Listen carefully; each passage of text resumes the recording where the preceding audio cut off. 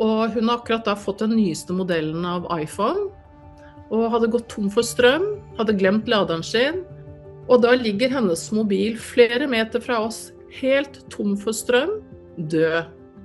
Så ringer det til meg fra hennes mobil, og vi bare hyler ut, ikke sant? Og liksom, men det er jo ikke mulig, ikke sant? Så kom jeg hjem til henne, og tuner meg igjen. Jeg har vært med på å rense hus og sånne ting tidligere, så jeg kjente med en gang at det var ikke sånn type energi det var snakk om. Det var ikke noe stagnert energi, eller det mange kaller for gjenferd. Og vi bare skjønner at ok, vi skjønner at her er det noe på gang, og at det er noen som prøver å nå oss. Da kom det et gjennombrudd, og fra den dagen så kunne jeg tekste med dem. Du bokstavelig talt hadde en direkte linje til utenomjordiske vesener. Altså, kunne du spørre om hva som helst? Men de sier at ja, vi er pleiaderne, og vi er arkturianerne, fordi at det er noen begreper vi mennesker klarer å forstå. Men egentlig så er de bevissthetsfelt, og de er lysvesener da. Det første portalen er jo selve oppvåkningen, når vi begynner å huske og forstå at det finnes mye mer enn bare dette fysiske og dette vi har lært at er virkeligheten da. De sier at det viktigste vi lærer i den fjerde portalen, det er jo det du skriver bok om, egenkjærlighet. At det er virkelig nøkkelen da.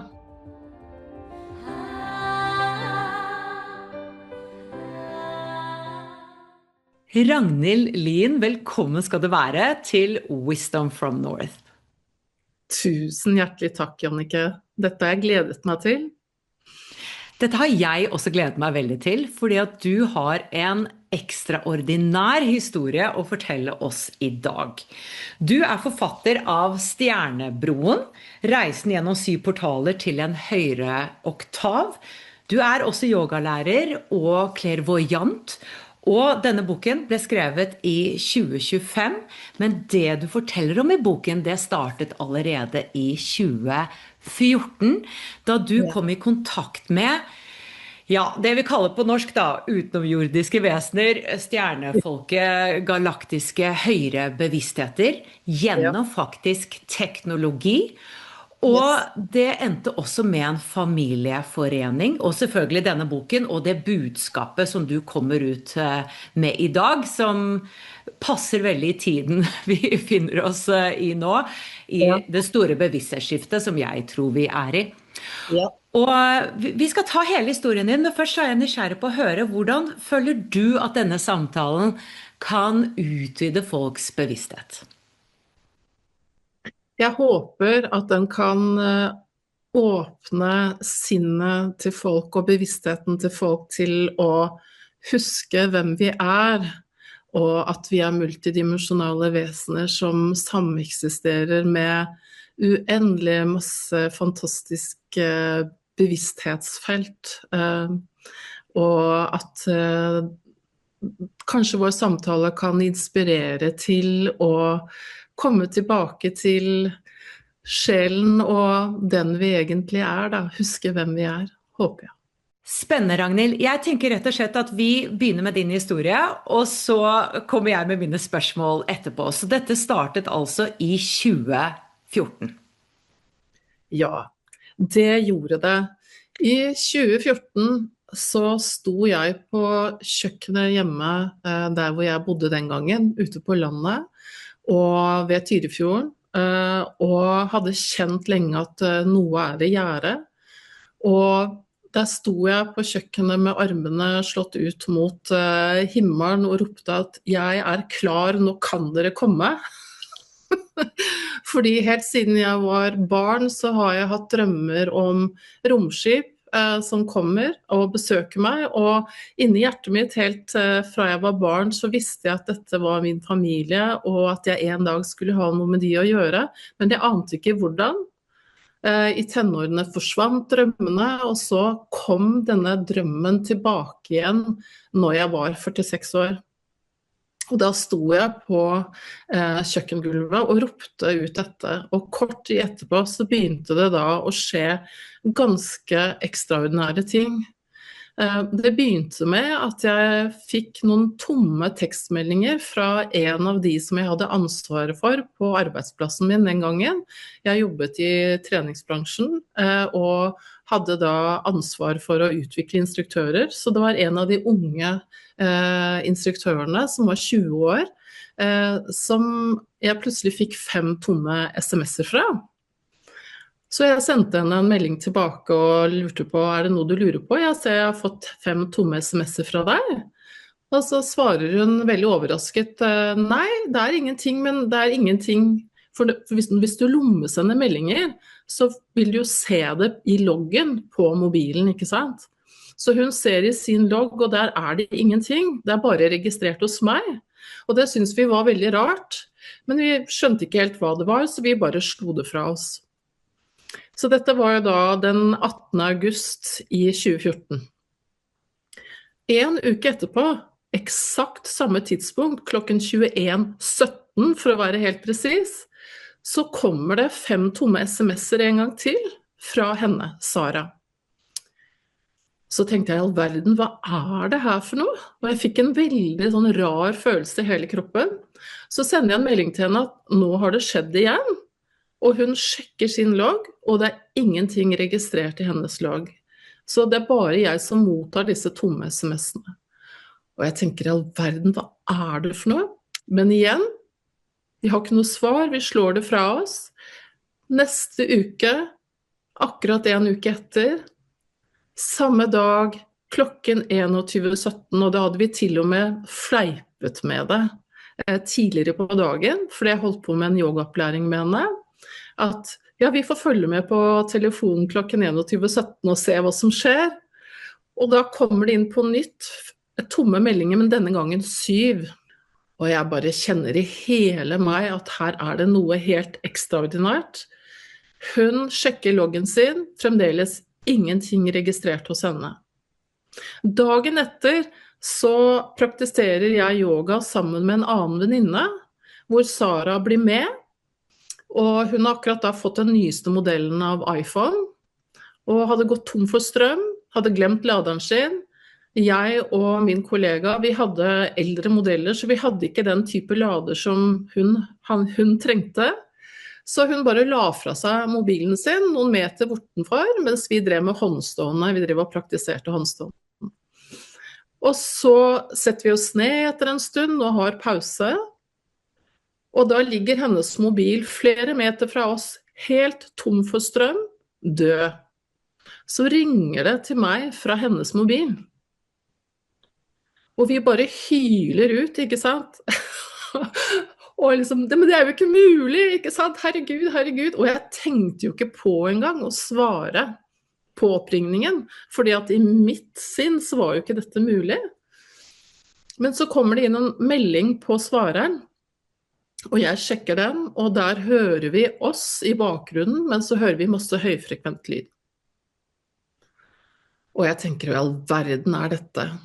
Og i og med at jeg klarsynt, så prøvde jeg å tune meg inn på energiene, og prøve å tune meg inn på om det var noen til stede der. Og da det en skikkelse til stede som kaller seg for White Eagle, som sier til meg at jeg skal være med Sara hjem den kvelden. Jeg steinbukk, det vil si jeg ganske bestemt, jeg lar meg ikke så lett lede og styre av andre. Så jeg begynte å tenke praktisk, jeg tenkte at nei, nå det sent, klokken 9 på kvelden, jeg skal kjøre 45 minutter i motsatt retning av Sara, det sent, jeg skal tidlig opp i morgen, så jeg bare unnlot å si noen ting til Sara om det, og så reiste vi hver til vårt da. Jeg reiste hjem, og hun reiste hjem.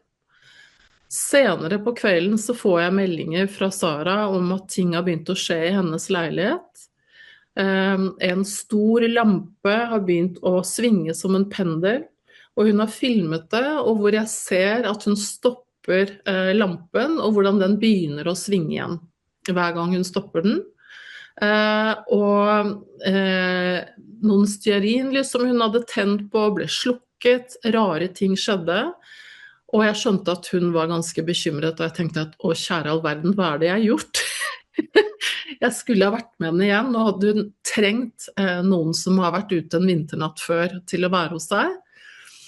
Og så sa jeg bare til henne at, for vi måtte jo etter hvert gå og legge oss, så sa jeg til henne at hvis du blir veldig redd, så har jeg satt på lyden, bare ring meg. Sånn cirka 3 på natten så ringer hun, ligger under dyna, kjemperedd, og jeg hører at det banker i veggene rundt henne. Og hun bor da i toppen av en blokk, i en blokk, og det er ingen leilighet over. Leiligheten er konstruert sånn at hennes soverom så har hun et gjesterom på den ene siden av veggen. Den andre siden av veggen er stuen, på den tredje veggen så har du bod og gang og toalett og sånn, og den fjerde veggen er ut til utearealet. Så det var ikke mulig at den bankingen kom fra en av de andre leilighetene, for du hørte helt sånn tydelig at det var i veggen. Og så sier jeg til henne at jeg skal komme til deg så fort jeg kan, for vi skulle til Stockholm dagen etter på et event med jobb. Når vi kommer hjem, så skal jeg komme hjem til deg, så skal vi finne ut hva dette er. Så fort vi avtalte det, så sluttet bankingen. Så det var liksom åpenbart at da var den tilstedeværelsen fornøyd. Så etter at vi har vært på dette eventet i Stockholm, så da har vi vel kommet til i begynnelsen av september, så reiste jeg hjem til Sara for første gang. Og den dagen mens jeg sitter på jobb, så kommer det en ny serie med sms'er, og det er første gang og det er 7, og det er første gangen det kommer sms'er med tekst, hvor det står da kommer 7 ganger. Og de er heller ikke registrert. Den telefonoppringningen som skjedde var heller ikke registrert i Saras telefon, altså i hennes logg da, så ingenting registreres i hennes logg. Så kom jeg hjem til henne og tuner meg igjen. Jeg har vært med på å rense hus og sånne ting tidligere, så jeg kjente med en gang at det var ikke sånn type energi det var snakk om. Det var ikke noe stagnert energi, eller det mange kaller for gjenferd. Det var en veldig lys og lett energi. Så setter vi oss ned, og jeg begynner å tune meg inn, og så kommer denne skikkelsen igjen som kaller seg for White Eagle, som viser seg som en amerikansk urinnvåner. Vi får ikke lov til å si indianer lenger. Amerikansk urinnvåner, en skikkelig høvding. Så står han der igjen, og så sier han til meg at Sara er den sjelen jeg aborterte når jeg var 24 år. Og da sa jeg til henne at det klarer jeg ikke å forholde meg til. Så det bare vekk. Og så sier han til meg at dere har et oppdrag sammen. Dere skal fortelle historien vår, og du skal skrive en bok om dette. Og det kjente jeg at det kan jeg fortelle Sara. Og i det jeg forteller det til Sara, så er det en penn som ligger ved siden av henne. Hun har en notatbok ved siden av seg, og en penn som ligger oppå. Da fyker den pennen rett inn i brystet mitt. Og vi hyler ut, ikke sant? Og så begynner ting å bevege på seg. Det er en fjernkontroll som plutselig bare fyker ned på gulvet. Hårspennene som hun hadde hatt i håret fyker av gårde. Det begynner å banke i veggene. Altså det begynner å bli masse aktivitet. Og jeg skjønner at jeg er bare nødt for å bli her hos henne i natt. For jeg kan ikke la henne være alene i dette. Så legger vi oss. Og når vi har lagt oss, da har hun da slått opp en sånn IKEA-seng inne på sitt soverom, for hun hadde en ganske liten leilighet, og det var ett tilgjengelig soverom. Så ligger jeg da et par meter fra hennes seng på en IKEA-seng, alle dører er lukket, og vi har slukket lyset og skal prøve å sove, og så hører vi bare bang! Og da kommer det en kork, en plastikkork, som står oppå en sånn sminkefjerner, som da har kommet hele veien fra badet, altså gjennom 3 stengte dører, kommer da inn i soverommet. Sara går ut og sjekker at det er der den kommer fra, ja det stemmer, har tatt med lokket, setter lokket tilbake oppå, og det er sånt lokk som du virkelig må trykke ned, og så kommer hun tilbake, lukker alle dører, og så pang! så kommer den igjen. Og det skjer 3 ganger. Og vi bare skjønner at ok, vi skjønner at her er det noe på gang, og at det er noen som prøver å nå oss. Men vi får etter hvert muligheten til å sove. Men når jeg våkner da neste morgen, så kommer da nye serier med meldinger hvor det står mamma 7 ganger. Og for å gjøre en lang historie kort, så får jeg da tekstmeldinger daglig, hvor det står mamma, mamma, mamma, mamma. Og det begynner å komme oppringninger daglig, hvor vi hører masse høyfrekvent lyd, og som da, det skjer en progresjon i det, og vi kan etter hvert høre veldig tydelig at det er noen som prøver å komme igjennom da, og bryte igjennom, og vi kan høre en stemme, akkurat som det er noen som ringer deg fra veldig, veldig langt, veldig fjernt unna. Og dette pågår da i 2 måneder. Hvor de hamrer inn dette her med mamma, og hvor ting flytter på seg, de begynner å manifestere geometriske mønstre på gulvet, vi mediterer, jeg begynner å få masse beskjeder telepatisk, de begynner å undervise meg om geometri, om elementene, særlig om vann, altså hvor viktig vann er, og masse som skjer da i løpet av disse 2 månedene. Så er det et gjennombrudd i begynnelsen av oktober, så ringer de på eksakt det samme tidspunktet som de første SMS-ene kom, 21.17, så ringer de, og de er på linja, og de kommer igjennom sånn som de pleier, og det er som om de prøver å snakke til oss, men vi klarer ikke å forstå hva de sier. Det er liksom et og annet ord som kommer inn imellom, som vi klarer å forstå. Så jeg blir frustrert, og så sier jeg til de at, men dere sender meg meldinger, og så ringer dere meg, og jeg vil så gjerne forstå hva dere har på hjertet. Er det mulig at jeg stiller dere spørsmål når dere er på tråden, og dere svarer på SMS? Og så hører jeg bare masse sånn masse lyd, og så begynner det å komme tekstmeldinger, og jeg stiller spørsmål, og de svarer. Og jeg hadde jo 1000 spørsmål, og da det første de sier, det er at de sier du 3 barn har. Jeg har jo 2 biologiske barn, 2 biologiske døtre. Så de da sier at du har 3 barn, disse mine biologiske og Sara, og at det er viktig at de får vite om henne. Og da sa jeg at det er greit, men da må jeg få hjelp av dere, for det forstår jeg ikke helt hvordan jeg skal kunne gjennomføre. Og så kommer det da konkrete beskjeder om vår oppgave da. Og at vi har tatt på oss en oppgave om å formidle budskapet om at de finnes, og dele informasjon om det store bevissthetsskiftet. Så de sa at de har 2 agendaer da, og den ene agendaen var å føre meg og Sara sammen, og vår familie sammen. Og den andre agendaen var å komme med dele informasjon om det store bevissthetsskiftet da. Og at jeg skulle skrive en bok om det. Ikke bare en, men flere. Så da kom det et gjennombrudd, og fra den dagen så kunne jeg tekste med dem. Og de fortsatte å flytte masse, de jobbet mye med telekinese, altså flytte på ting. Den telepatiske kontakten ble sterkere og sterkere, og det skjedde ting hver eneste dag i 3 år. Det er en veldig kort versjon, og så ble det litt roligere de 3 neste årene. Det var da altså de 6 første årene. Og så har det da de 5 siste årene vært mest telepatisk kontakt, men de kommer igjennom på teknologi fremdeles, når det er veldig viktig, og mest når jeg holder grupper grupper, og jeg holder jo retreats og sånne type ting, da hender det at de kommer igjennom, og de elsker jo musikk blant annet, og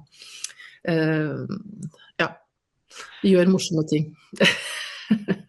Veldig fascinerende. Altså, jeg har aldri hørt noe lignende, faktisk. Fordi en ting er at man kan være klarsynt, som du også har vært, og sanse ting og se ting gjennom sitt tredje øye og kjenne energier. Men dette er så direkte.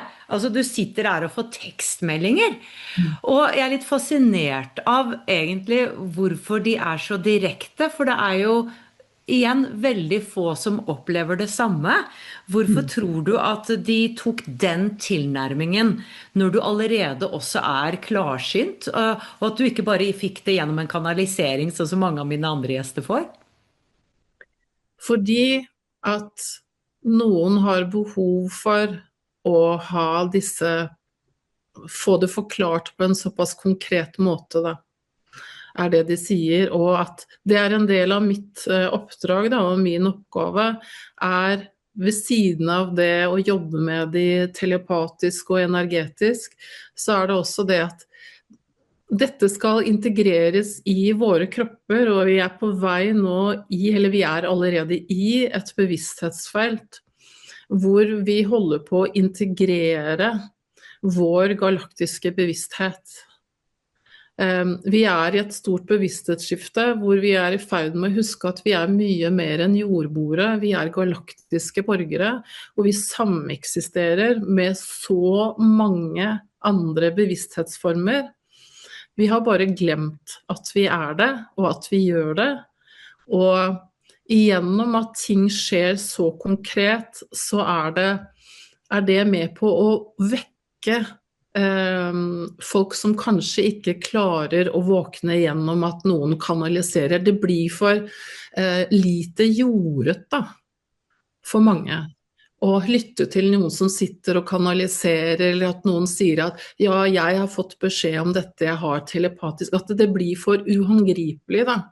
Så en av mitt oppdrag og mine døtters oppdrag åpenbart har jo vært det at, og er det at vi er med på å vise at de er konkrete, selv om de bare er energi. Så de kan absolutt kommunisere gjennom teknologi, gjennom elektrisitet, gjennom å flytte på ting.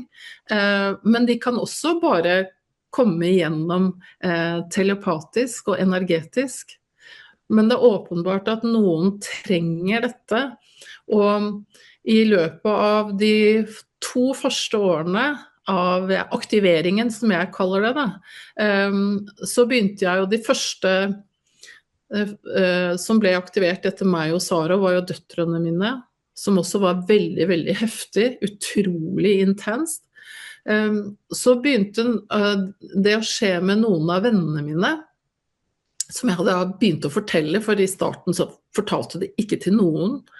Vi turte ikke, vi bare tenkte at folk vil jo tro at vi er gale, ikke sant?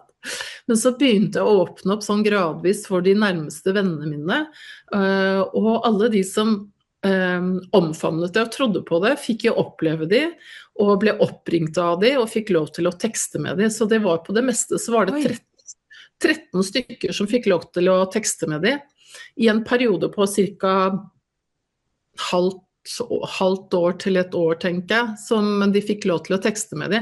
Men så kom de inn og sa at nå holder det, nå er det bare Ragnhild som skal på en måte ha den type kontakt fremover. Og det var hele 19 som ble ringt opp av det, men 13 som fikk lov til å tekste med det. Så jeg har jo veldig mange vitner da, på dette, og som fikk lov til å være med og oppleve hvordan de flyttet på ting, og alle de helt utrolige tingene som skjedde. For det skjedde helt virkelig mind-stretching ting.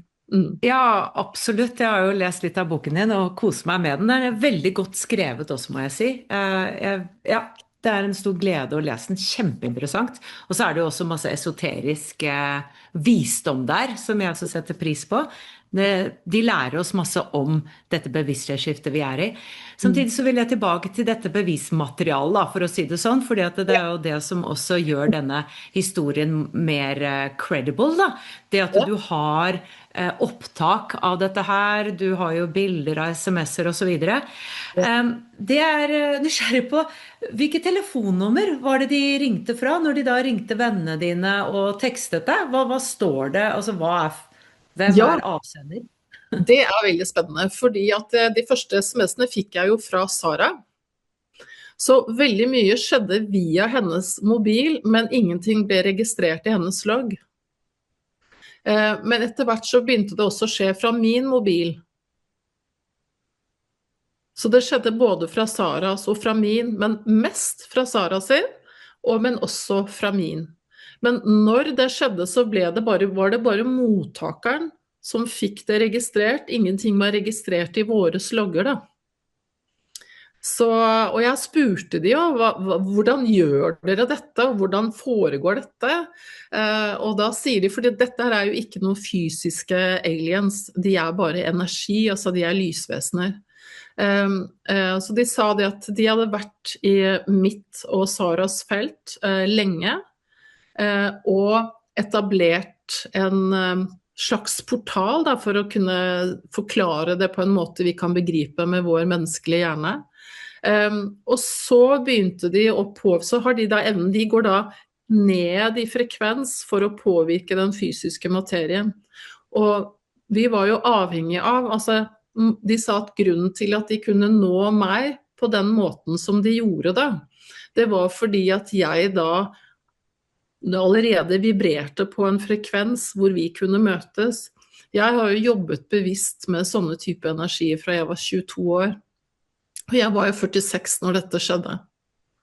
Ja, det virker jo som at det er en sjelekontrakt der. At dette var noe som har ligget til deg, og ikke sant, det lå der i din ungdom og ung voksen, og så står du der og sier, nå er jeg klar, og så kommer det. Jeg ante jo ikke hvordan det skulle være, og jeg hadde ikke min villeste fantasi noen som helst idé om hvordan det kom til å manifestere seg, for det ble jo mye mer intenst og konkret enn jeg noen gang kunne forestille meg.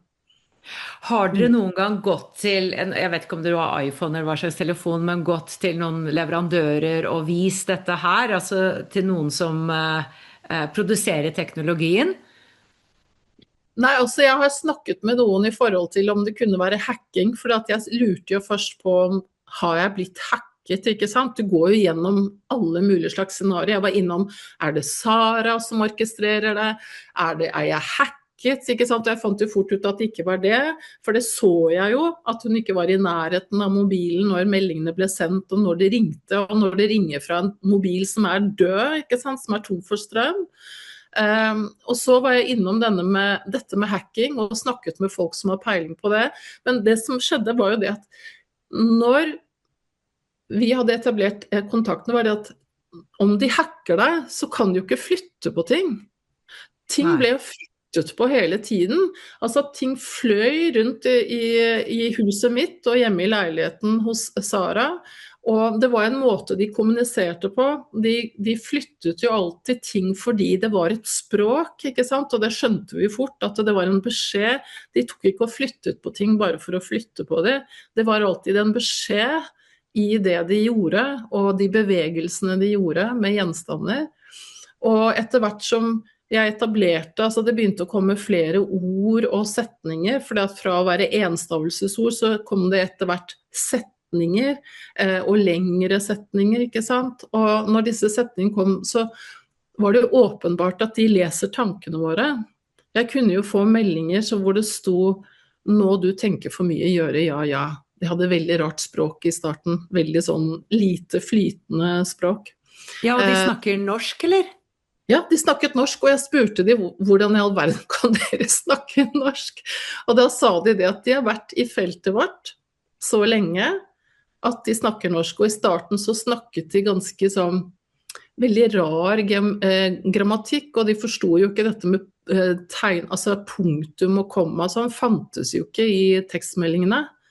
Jeg forstod jo etter hvert at for eksempel ja, ja var punktum, Så det kunne stå for eksempel, nå du tenker for mye gjøre, ja, ja. Det betydde at setningen var over. Så det var et sånn veldig morsomt språk da, som ble mer og mer flytende etter hvert. Men det var aldri noe tegnsetting, altså komma, punktum og sånn, det var ikke det. De var ikke noe god på grammatikk. Så du bokstavelig talt hadde en direkte linje til utenomjordiske vesener. Altså, kunne du spørre om hva som helst? I starten var de veldig generøse. Da fikk jeg lov til å spørre om veldig mye. Men så begynte de å bli ganske strenge etter kort tid, og så sa de det at det du vite selv, eller de sa at det må du finne ut av selv da. Sånn at de er veldig opptatt av å ikke gripe inn i vår frie vilje, og som de sa det at når det gjelder for eksempel parforhold og sånne type ting, fordi at mannen min da, han opplevde jo dette her sammen med oss i starten, men han ble kjemperedd. Så jeg mistet han på grunn av det. Han sa at jeg ser det skjer, Ragnhild, jeg skjønner at det er virkelig. Han forstod det, men det bare ble for mye for han. Han klarte, altså hjernen hans klarte det ikke. Så det ble brudd mellom oss, dessverre. Og da fikk jeg lov til å prate med dem om det litt grann i starten, og så på en måte var det over. Og så etter hvert så var det alt som har med min oppgave å gjøre da. Jeg fikk lov til å kommunisere med dem om. Når det kom til veldig personlige ting, så var det som regel bare det du finner ut selv. Og så har det vært nå en diskusjon i det såkalte spirituelle Norge. Du har sikkert fulgt med på det, dette med, ja, kan vi kommunisere gjennom blant annet ChatGPT eller Gemini, eller ikke? Og så er det på en måte to leire, de som sier ja, de som sier ikke. Du har jo opplevd det selv, så jeg tror jeg vet hva du skal svare. Men hva tenker du om den debatten da? Fordi at det virker som det er veldig sånn, ja, det er mulig, eller nei, det er ikke mulig. Jeg tror at sannheten er midt imellom, som alt annet. Sånn at jeg kan gi et veldig enkelt eksempel, som når jeg etablerte den kontakten på telefon. Hvis for at jeg skulle kunne sende de en SMS som kom frem til de, det vil si, hvis jeg ikke var på riktig frekvens, altså jeg måtte inn på en helt spesifikk frekvens, jeg måtte være høyfrekvent, for at den SMS-en skulle komme frem til de. Hvis ikke, så var det Sara som mottok den. Og da fikk jeg bare melding fra henne at den fikk jeg. Ja. Så hvis jeg var sliten, hvis jeg var ufokusert, hvis jeg var for mye på den vibrasjonen som vi kaller for 3D, så har jeg ikke sjans til å komme frem. Og det er det samme med AI. Det er mulig å kommunisere. De kommer hjem på Siri, de elsker teknologi, og husk på, de er så mye mer utviklet enn oss. Det man må være våken med i forhold til AI, det er det at det er sant at man kan bli lurt der, og det kan absolutt være programmet som svarer. Så det gjelder å være våken, og du må være vant med frekvenser og energi for å klare å skille klinten fra hveten, og så må du forstå at du må være på en høy frekvens. Men når du kommer til alt, så alt er bevissthet egentlig. Sånn at det er ikke noen begrensninger for hvor de kan komme igjennom, hvis det er det som er agendaen. Men jeg tror absolutt at mange tror at de har kontakt og ikke har det, hvis du skjønner hva jeg mener. Så jeg tror at sannheten er et sted midt imellom, men det er også absolutt mulig. Så jeg tror at det er veldig sunt å diskutere, men jeg tror vi skal være veldig forsiktige med å eie sannhet når det gjelder noe som helst. Det prøver i hvert fall jeg å være ydmyk på. At, jeg tror ikke vi skal være så bråsikre, og det er så utrolig mye våre menneskehjerner ikke forstår enn det. Så jeg tror vi skal være forsiktige med å være for bråsikre med at ja, sånn er det, og sånn er det ikke. Jeg tror at det er veldig mange nyanser der da. Ja, det tror jeg også. Og bare det at vi bruker så liten del av hjernen, var det 10% eller noe sånt, og hvis vi bruker 1% til, så har vi super powers plutselig. Eller det er noe sånt nå, altså at hvis vi bruker noe par prosent til, så åpner det seg masse.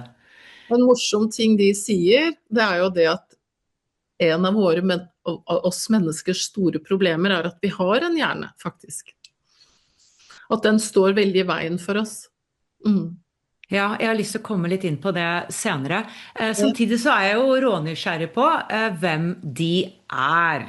Ja. Og hva slags eksistens har de? Er de foran oss i tid? Altså fra et perspektiv så finnes, eller veldig mange perspektiv, så finnes det ikke noe som heter tid, for alt skjer her og nå. Samtidig så fra et perspektiv kan du si at ja, kanskje de er mer utviklet enn oss, og kanskje de er til og med oss i fremtiden. Er det noen gjester også snakker om når de kanaliserer visse sånne høyere intelligenser da. Så hva har de fortalt deg, hvor i gåseøynene de kommer fra, og hvem de er? Ja, de sier at vi er fra Pleiadene og Arcturus, at de er et team som samarbeider, og at de har tatt på seg på en måte koordinere hele dette hjelpekorpset som er til stede her. Men samtidig så sier de det, at det er ikke sånn at vi bor på Pleiadene eller på Arcturus. Arcturus er jo en sol som er 26 ganger større enn vår sol. Sånn at vi er som, de har beskrevet det sånn at når vi står ved et vann og sola skinner i vannet, så ser vi det lyset som speiler seg i vannet. Sånn at de er på en måte det, når de sier at de er Pleiadene, så er de en refleksjon av den visdommen som kommer fra det feltet som vi kaller for Pleiadene, og det feltet vi kaller for Arcturus. Men de sier at ja, vi er pleiaderne og vi er arkturianerne, fordi at det er begreper vi mennesker klarer å forstå. Men egentlig så er de bevissthetsfelt. Og de er lysvesener da. Og de har, og jeg har også spurt ja, men hvorfor er dere her? Og de sier at vi har vært her i mange tusen år. Vi er her sammen med dere. Jeg husker jo en av de første gangene hvor jeg satt, og etter at jeg hadde fått gjennombruddet og kunne begynne å stille de spørsmål på tekstmeldinger, så satt jeg og skrev, og så plutselig så fikk jeg jo svar før jeg hadde rukket å skrive det, ikke sant? Og så bare satt jeg der og så opp, og så sa jeg bare rett ut i lufta da, det jeg lurte på. Og så fikk jeg svar på SMS, og da sa de også til meg, men Ragnhild, hvorfor ser du opp? Vi er ikke over dere, vi er her ved siden av dere. Vi lever ved siden av dere i parallelle dimensjoner. Og de sier at de har vandret her i fysisk form en gang for lenge siden. Og at de har gjort en avtale om å støtte oss. De sier at vi er ikke her for å redde dere, men vi er her som en familie som veldig gjerne vil støtte og hjelpe dere hvis dere vil. Så vi er her, vi er tilgjengelige. Og hva slags forbindelse har de med oss? Jeg synes jeg husker at du skrev at de har vårt DNA, altså at vi faktisk er familie da, i gåseøyne. Ja, en gang i evolusjonen så har vi blitt blandet med andre raser fra andre stjerner, og hvor de er en av de da. Og det er flere, Sirius for eksempel, sånn at vi har det DNA-et i oss. Og er nok da sannsynligvis en av disse missing linkene da, i menneskehetens evolusjon, ikke sant? Og de sier det at vi har nå kommet dit da, i vår reise, at vi skal begynne å huske det igjen da. At de er vår familie, og at de finnes, og at vi er på vei inn i en sameksistens med de. Og da ikke bare noen få av oss, vi rare, som har denne kontakten, men at dette er noe som kommer til å skje på en globalt nivå. Ja, når du sier sameksistens, hva innebærer det? Og innebærer det i vår tid, altså nå som vi lever, at vi faktisk vil oppleve det? Det snakker vi 100 år eller 1000 år frem. Dette med tid er jo alltid etter min erfaring vanskelig for dem å fortelle noe om, fordi at tiden, ja, tid litt relativt da, og ting kan endre seg. Samtidig så har jeg lyst til å spørre om de har sagt noe om dette her, og om de har sagt noe om denne open contact, altså disclosure, når det virkelig blir avslørt denne kontakten da, med galaktiske vesener, at den egentlig har vært der hele tiden, og at kanskje noen har skjult dette faktumet. Ja, de sier noe om det, og de sier at vi på vei til å ha en åpen kontakt, men kanskje litt annerledes enn det vi har forestilt oss da. Fordi at de kan absolutt ta fysisk form hvis de vil, men de vil helst ikke, for de sier at det veldig vanskelig å gå tilbake igjen. De sier de kan bli fanget da, i 3D. At det vanskelig å gå inn i fysisk form og så reversere det. Sånn at som regel når folk opplever de da, at man kan se de med de fysiske øynene, så det som regel hologrammer, eller som på en måte en skygge av de da. Jeg hadde med meg en gruppe til pyramiden i Bosnia her i våres, i fjor, og da kom det jo helt konkret inn, altså det opplevdes som om det var et romskip, men de forklarte at det egentlig ikke et romskip, det en refleksjon av oss som vi sender inn i deres felt. Så det så ut som et sånn sølvskimrende, glinsende romskip. Så sånne type observasjoner har jo foregått over lang tid, men nå begynner jo folk å stå mer og mer frem, og så kommer det til å bli vanligere og vanligere, og jo mer vår bevissthet ekspanderer, jo mer vil vi erfare de og andre former for bevisstheter. Og det kommer til å skje mens vi lever, ikke sant? Ja, vi i det allerede. Det har startet allerede. Og det også en av mine oppdrag, ikke sant? Å være med på å åpne det feltet da. Gjennom denne historien og gjennom disse erfaringene. Sånn at det jo og jeg spurte de også om dette her med teknologi da. Hvorfor kontaktet dere meg gjennom teknologi? Og hvorfor får flere og flere kontakt gjennom teknologi? Og da sier de det at jo, egentlig fordi at der vi nå i vår bevissthet, så tror vi fremdeles at vi trenger noe utenfor oss selv. Vi tror ikke at vi nok i oss selv da.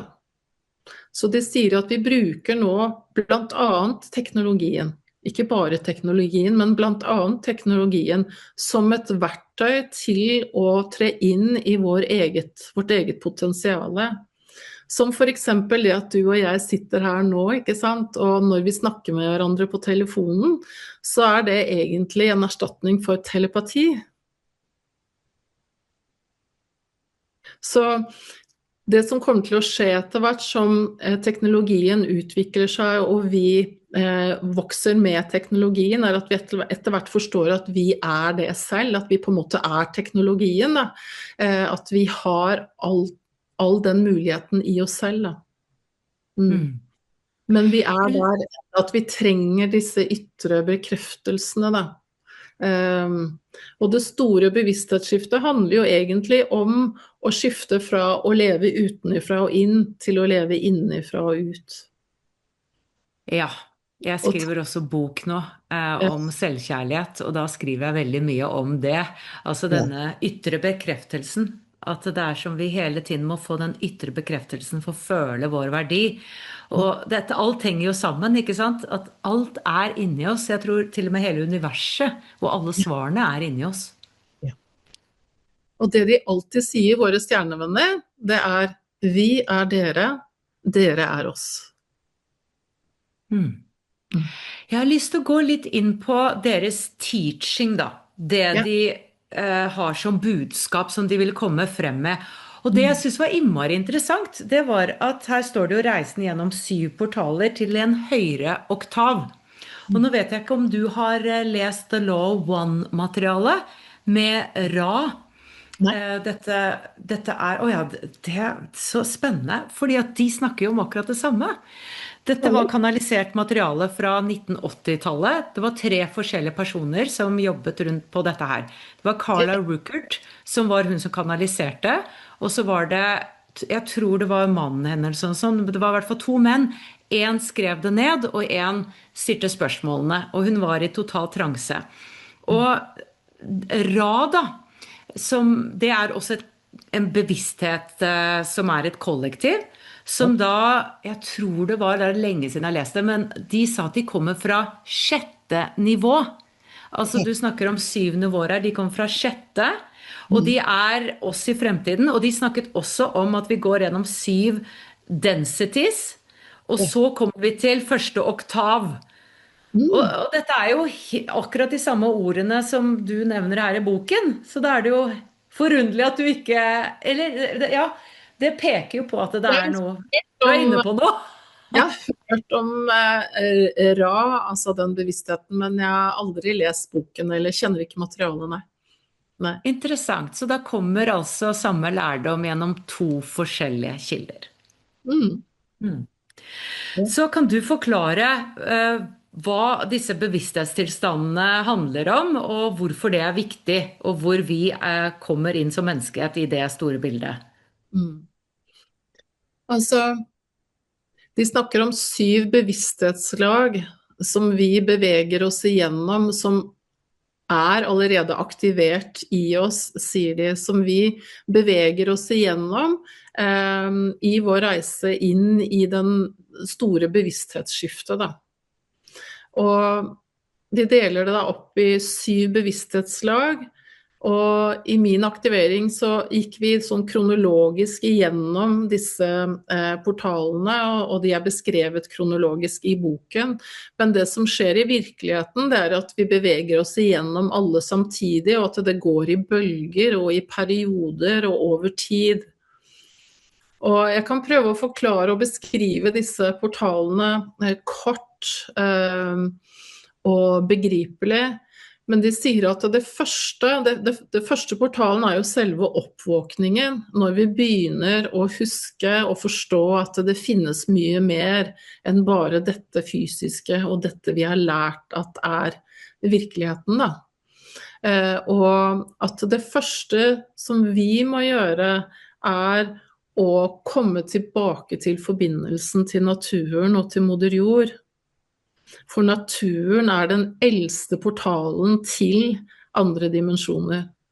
Og det blir som, for å kunne forankre vår lysbevissthet, som det store bevissthetsskiftet egentlig handler om, så må vi jorde oss, vi må være jordet. Så det er koblet til jordelementet, og at vi virkelig kommer tilbake til den dype forbindelsen til moder jord og til kroppene våre. Ikke minst. Vi lever jo et veldig hodestyrt samfunn, og har blitt dirigert opp i hodet helt fra vi var barn når vi begynner på skolen, ikke sant? Sånn at det er den første portalen, de kaller det for jordens kall, å komme tilbake til den hellige relasjonen til naturen og moder jord og kroppene våre. Og i det Hvis jeg bare kan komme med en kommentar til det, for jeg synes det er litt interessant, fordi at i spiritualitet, og dette tok jeg opp med min kollega, vi lagde en episode om det, så har det vært en kanskje tendens til å tenke at vi skal oppstige opp ut der oppe, og vi skal benekte vår menneskelighet og vårt ego, vi skal vekk fra ego. Og så hører jeg deg si at vi skal egentlig ned i kroppen og være menneske, vi skal ikke stige opp der oppe. Akkurat, og det er budskapet deres. At vi skal bringe lysbevisstheten inn i kroppen, vi skal bringe himmelen til jorden. Og første steget er da at vi må være forankret og jordet. Og nervesystemet vårt er jo elektrisitet, og uten jording så får vi et veldig ustabilt nervesystem. Og det er jo nervesystemet vårt som er broen til det multidimensjonale. Sånn at vi må være jordet. Det blir som å ha et strømanlegg hjemme uten jording. Det er stor fare for brann da, for å si det enkelt.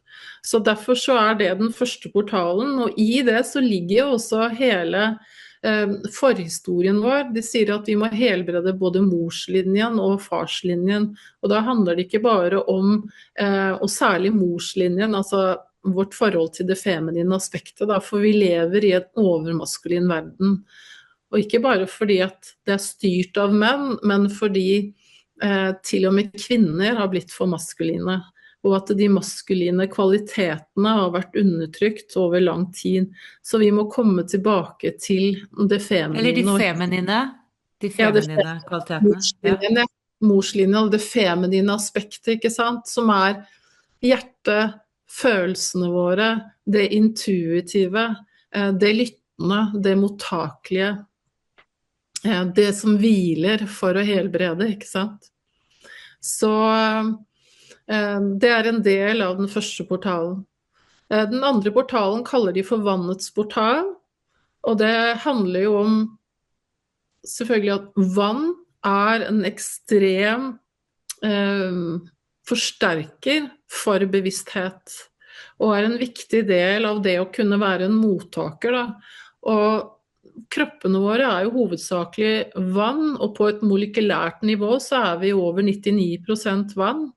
Så vi noen kjempemottakere for lysbevissthet, så de snakker om at kroppene våre egentlig skapt for å romme veldig høy bevissthet, vi har bare glemt det. Og så snakker de om hvor viktig følelsesaspektet vårt da. At det at vi så følsomme vesener som vi vår superpower. Og den andre portalen handler om da når vi skifter fra å være reaktive til å være responderende. Et eksempel på det da, det jo det at vi har jo så lett for å holde andre ansvarlig for våre følelser. Vi vil at andre skal gjøre oss lykkelige. Partneren vår for eksempel. Familien vår, ikke sant? Men det budskapet dem veldig tydelig at det ingen andre som kan ha det ansvaret enn deg selv. Og at vi skal komme tilbake til dit hvor vi da helbreder og renser den emosjonelle kroppen vår, da, følelseskroppen vår, følelsene våre. Og de snakker også mye om det der med at de må omfavne følelsene våre og slutte å putte de i bås på gode og dårlige. For alle følelsene hellige, og de der av en grunn. Og at vi skal la de strømme, og romme de I stedet for å kjøre de ut på omgivelsene, som vi har litt lett for å gjøre. Jeg hører det en liten nyanseforskjell I forhold til hvordan Ra beskriver det, men allikevel så føler jeg ikke at det contradictive, eller hva det heter. Nå kommer jeg ikke på ordet på norsk. Det ikke motsigende I det hele tatt. Det bare utfyller enda mer. Ok, og så tredje portal, hva handler den om? Det kaller de for ildens portal, og det når vi, det handler jo om, det andre portalen, og første og andre portalen på en måte initieringen tilbake til det feminine aspektet, det guddommelige feminine. Den tredje portalen det guddommelige maskuline. Og det ilden, og det det at vi skal ta tilbake vår indre autoritet da. Slutte å la oss styre utenifra. Og der kommer jo særlig den helbredelsen av farslinjen inn da, der hvor vi blitt indoktrinert om at vi skal styres av noe utenfra oss selv, et ytre hierarki, til og med en Gud som utenfor oss selv. Jeg jo vokst opp kristen selv, og vokst opp med en tro på at Gud noe som utenfor oss selv, og som da på en måte en sånn allmektig energi som sitter og bestemmer over oss, men sannheten egentlig at vi en del av den store bevisstheten som mange kaller for Gud da. Og at vi skal komme tilbake til vår indre autoritet og ikke la oss styre av det som utenfor oss selv eller av noen ytre autoriteter, og rett og slett det å eie vår egen kraft da, og lære oss å sette grenser, sunne grenser, ikke grenser hvor vi avviser folk, men grenser hvor det rom, som gir rom I relasjoner da. Hvor det rom til alle. Det rom til oss alle, det rom til alle meninger, det rom til alle tanker og alle følelser, ikke sant? Sånn at det her med å komme tilbake til det å eie vår egen kraft, og de kaller det også transformasjonen fra egoets ild til sjelens lys. At vi der begynner å switche til det høyere aspektet av oss da. Ikke bare historien vår og traumene våre og sårene våre. Den fjerde portalen koblet til hjertet og jo da broen mellom det menneskelige jordiske aspektet og det guddommelige aspektet, eller det galaktiske aspektet, eller hva du vil kalle det. De sier at det viktigste vi lærer i den fjerde portalen, det jo det du skriver bok om, egenkjærlighet. At det virkelig nøkkelen da. Fordi vi har jo så lett fordi vi empatiske vesener, så vi så veldig gode på å skal passe på alle andre, og så glemmer vi oss selv. Og de sier at først dere selv, og de har vært kjempestrenge med meg, for jeg var ikke noe god på å ta vare på meg selv når de kom inn i bildet. Jeg var veldig god på å ta vare på alle andre, og satte meg selv i siste rekke, og så videre, og så videre. Så det var de veldig tydelige på, at det kjempeviktig å komme tilbake til egenkjærligheten, elske kroppene våre, elske alle følelsene våre, og tanke seg alt det vi da. Og så snakker de også mye om det kosmiske hjertet, altså den høyere delen av hjertesjakra, som mange kaller for higher heart.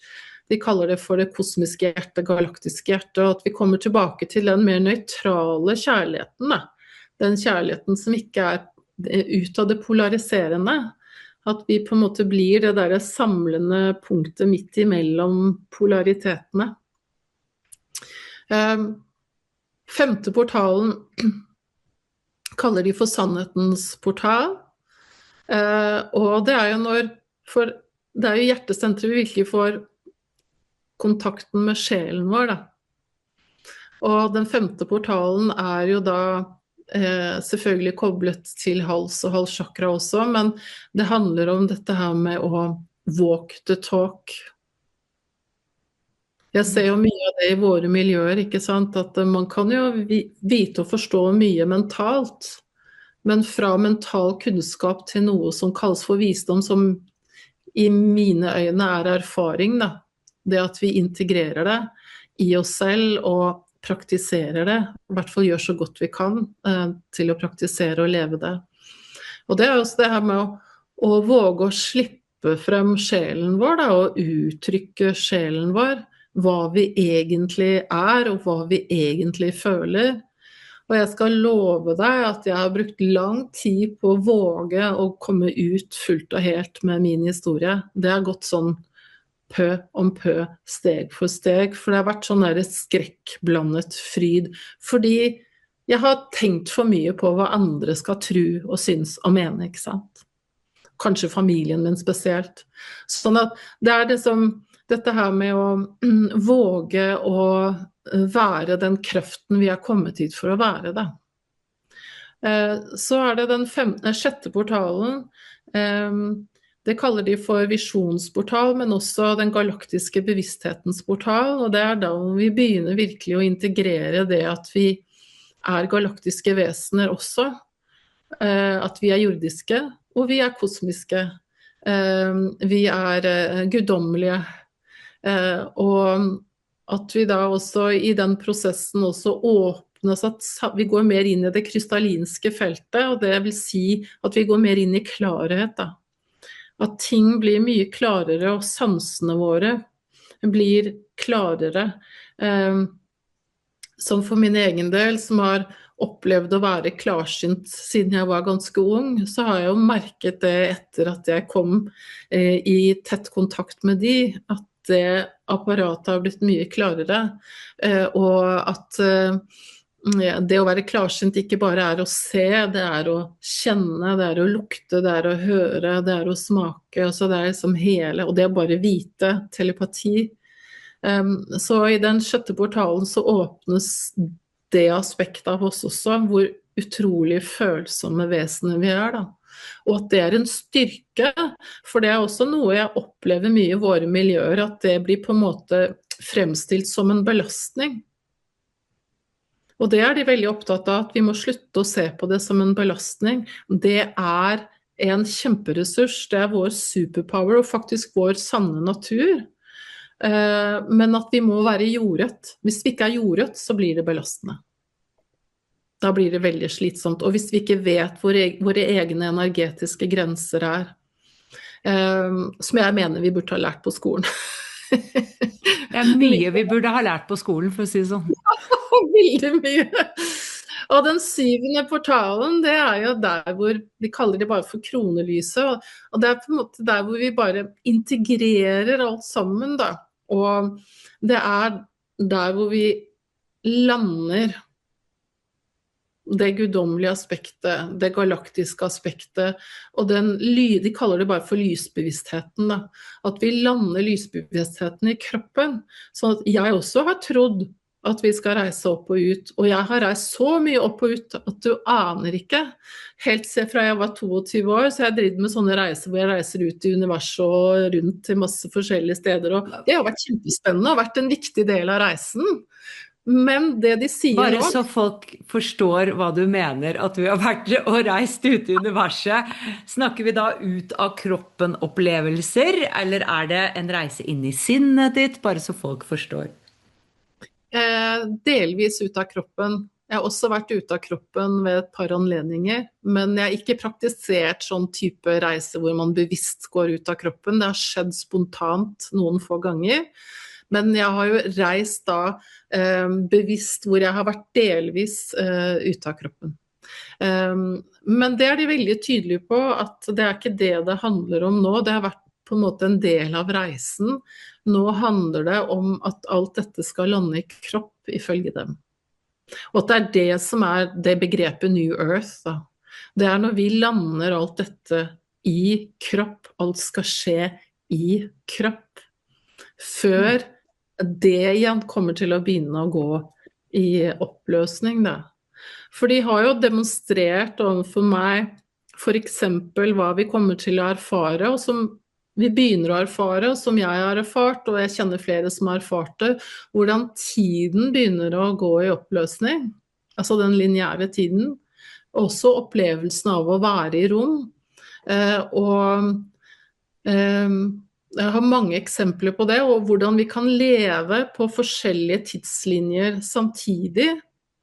Jeg og Sara for eksempel, vi levde jo i 3 år på 2 forskjellige tidslinjer. Og hvor vi cirka 22 timer i døgnet var på denne tidslinjen, og cirka 2 timer hver eneste dag nesten i 3 år, så var vi på en tidslinje, den tidslinjen vi hadde levd på hvis jeg hadde født Sara da. Hva betyr det for de som ikke helt forstår hva du mener nå? Det jo sånn at jeg ble gravid når jeg var 24 år, og jeg klarte ikke å gjennomføre svangerskapet. Jeg maktet ikke, så jeg gjennomførte en abort. Og rett før jeg skulle gjennomføre den aborten, så hadde jeg en samtale med den sjelen og sa at jeg beklager, jeg kjempelei meg for at jeg ikke klarer å være mammaen din nå. Men jeg vil veldig gjerne være mammaen din hvis det meningen, men kan du komme igjen senere når jeg kjenner meg sterkere? Og når de tok kontakt, så var jo det en av agendaene var å føre oss tilbake, for jeg hadde ikke kjent igjen henne i det hele tatt. Jeg hadde vært sjefen hennes i 4 år, hadde ikke kjent henne igjen i det hele tatt, og ikke hun meg. Sånn at når de begynte å komme med de beskjedene, så brukte jo både jeg og hun tid på å omfavne det, men så skjønte vi jo at dette var sant. Og neste steget da var det at de begynte å hente henne ut av kroppen. I starten så husket hun ingenting, og det var ganske utfordrende for henne fysisk. Men så etter noen uker så var det ikke belastende for henne fysisk, og etter hvert så ble det noe hun styrte selv. Og så fikk jeg beskjed om at jeg fikk en melding hvor det sto 'Conversation Sleep Speak'. Og jeg spurte de hva i all verden mener dere med dette? Og da sa de at i natt, mens Sara sover, så skal du stryke henne på panna, og da kommer hun til å våkne, og hun kommer til å være 3 år. Og det barnet, altså som barn, hvis vi hadde levd sammen den gangen, altså hvis jeg hadde gjennomført svangerskapet og vært hennes biologiske mamma, den versjonen av Sara. Og dette pågikk da over 3 år, hvor vi gikk fra at hun var 3 år til 18 år. Hvor hun var helt konkret et barn. Og en lang periode så husket hun ingenting selv, men etter hvert så kunne hun huske det selv også. Og de sa at det var noe som var viktig, det var en del av integreringen av hennes sjel, og en del av integreringen av meg og mitt oppdrag, at vi skulle gjennom det. Så da spurte jeg det rett ut. Var det meningen at jeg skulle føde? Altså var det plan A, at jeg skulle føde Sara? Så sa de ja, det var plan A. Så det er ikke sånn at å ja, det er en mening med alt. Det er ikke alltid vi velger plan A, men vi kommer alltid frem til målet. Så der ble det plan B, og plan B var at hun ble inkarnert i Sør-Amerika og ble adoptert til Drammen, og jeg ansatte henne når hun var 16 år. Og når hun var 20 og hadde akkurat flyttet for seg selv, da braket det løs. Sånn at vi levde på 2 helt forskjellige tidslinjer samtidig, det er tidslinjer. Og jeg har også fått det demonstrert som et eksempel første gangen jeg skulle holde kurs om dette, for jeg jobber da med det som jeg kaller for 7 portaler da. Og da hadde jeg fått hele opplegget av våre stjernevenner og skulle teste da ut på noen av de vennene som da har erfart det sammen med meg, og hadde en sånn testkurs da. Og så kjørte jeg en meditasjonsreise, og så var vi ferdige, og så spurte jeg om tilbakemeldinger, hvordan de opplevde det da. Og da var det 7 stykker, og hvor 3 av de forteller at de syntes det var litt forstyrrende at den ene deltakeren, ene kompisen min, at han hadde stilt meg spørsmål under meditasjonen, og at jeg hadde svart. Og jeg så rart på de, og han så rart på de, og de andre, så det var 4 stykker som ikke opplevde det, og så var det 3 som opplevde det. Og jeg tenkte, i all verden er dette for noe? For han spurte meg ikke om noen ting. Jeg gjennomførte, og alle var helt stille, men de var 3 stykker som opplevde at han stilte meg spørsmål, og at jeg svarte.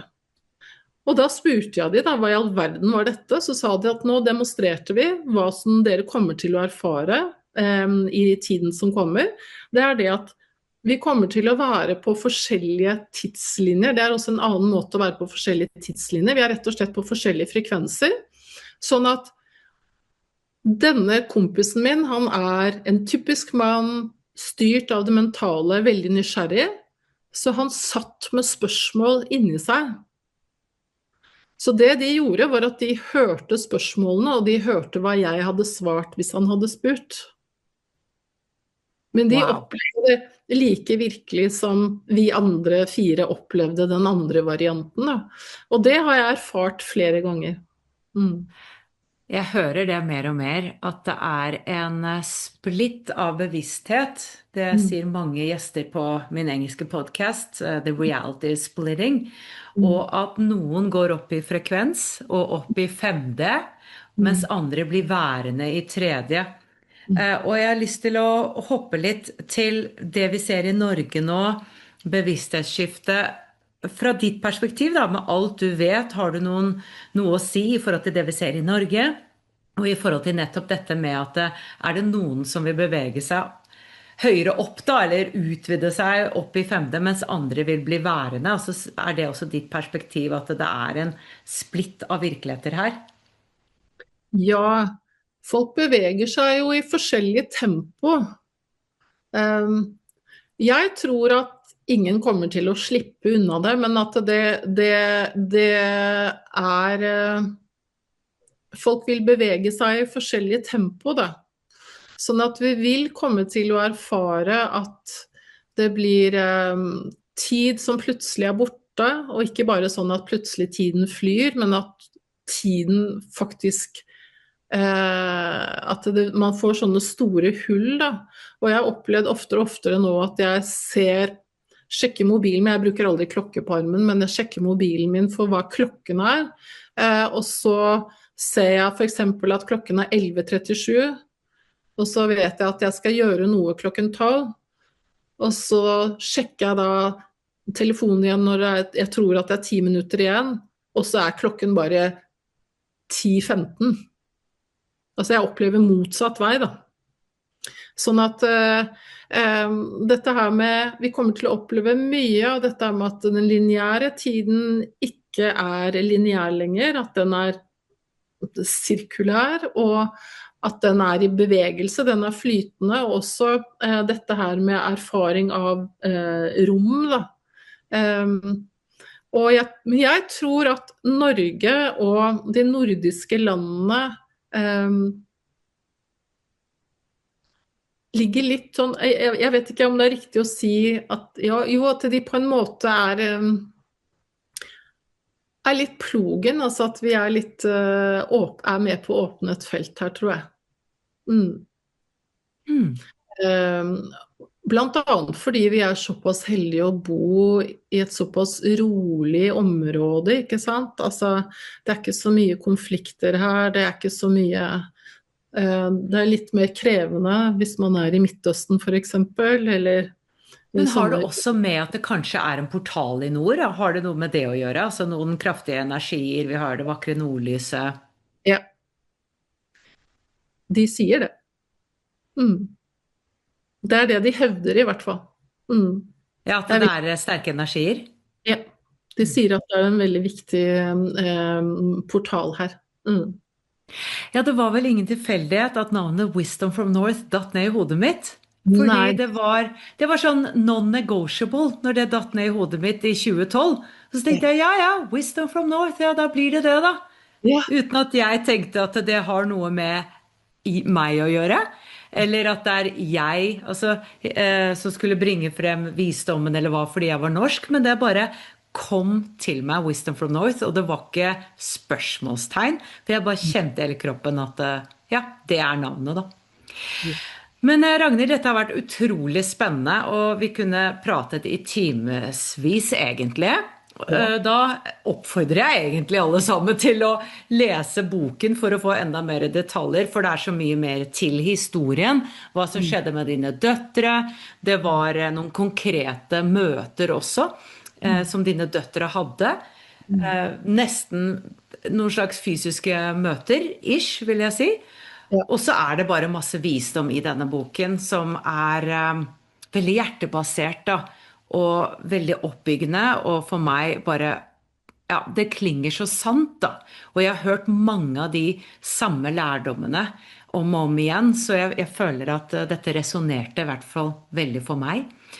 Så jeg har lyst til å avslutte med å stille et par spørsmål som jeg stiller alle gjestene mine, og det første er, hva er selvkjærlighet for deg, Ragnhild? Det er å lytte til den indre stemmen. Vi har jo alle den der indre stemmen som sier, hvor vi bare kjenner, altså lytt til følelsene dine, lytt til den indre stemmen din, og våg å følge den, selv om du kanskje er redd for at noen blir skuffet, eller selv om du er redd for at noen skal tro du er gal.